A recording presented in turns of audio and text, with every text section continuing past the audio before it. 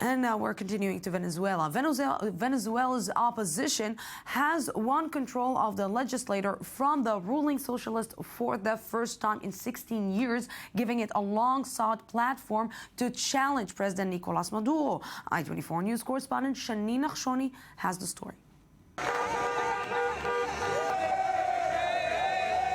Historic change in Venezuela after the opposition won the majority of the seats in Congress. It is the first time in 16 years that the socialists lost, and current President Nicolas Maduro quickly acknowledged defeat. I recognize these adverse results and accept them, and tell our Venezuela that the Constitution and democracy have won. We accept the results exactly as the electoral authorities have decreed.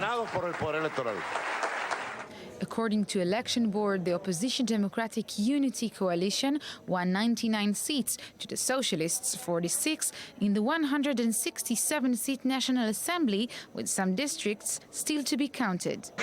The country wants a change, and this change begins today. The agenda of peace reigns, and the agenda of citizens was imposed. The vote democratically defeated a government that isn't democratic. If it gets two-thirds of the seats, the opposition can call for a referendum to shorten Maduro's term and shake up institutions such as the courts. With enough power, the opposition can also seek amnesty for dozens of jailed activists, including hardline leader Leopoldo Lopez. In Venezuela, the opposition hasn't won. In Venezuela, circumstantially today, the counter-revolution has won. Opposition leaders who have lost over and over since Chavez's first election victory 17 years ago celebrated their win, although their success is attributed to Venezuela's deep economic recession. The truth will prevail. It has been so overwhelming. This victory has been so crushing that even with these practices, they couldn't hide it.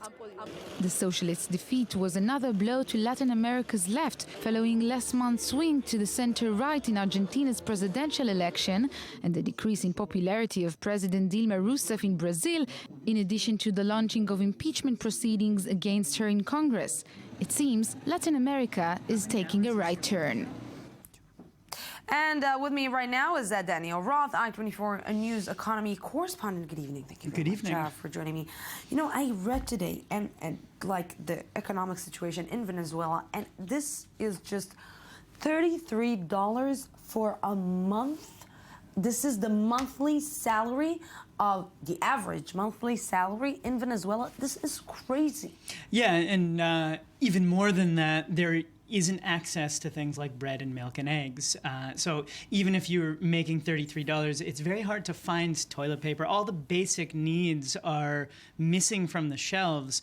You can find it, it's very, very hard. And so that's really at the core of this victory. How did Venezuela got to this situation until now? It is actually, interestingly, primarily Nicolas Maduro's mismanagement.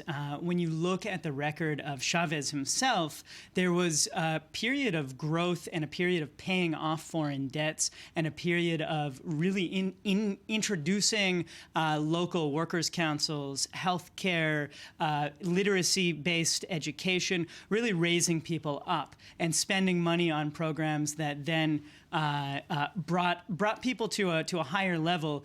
This was all while oil was much more expensive. Now, the entire economy is based on oil. It's not an overstatement to say it, and oil has crashed. Oil is 60% down in 18 months. You know, when I'm thinking, what was he thinking to himself that he won't find himself losing elections and losing his seat after getting the state fifth in its import of oil in the world to this kind of situation? It's, you know, I think, first of all, he doesn't blame himself. He blames the oil price as well as economic attacks from the center-right, which is who took the assembly. So he doesn't really blame himself. I think there is a lot of mismanagement, particularly when you have an economy based on oil. That in and of itself is mismanagement. When you need to look to alternative fuels, need to look to other bases of income for a society. $33 for a month. This is numbers that we cannot just digest here. Absolutely. Daniel Roth, thank you very much for this. Thank you.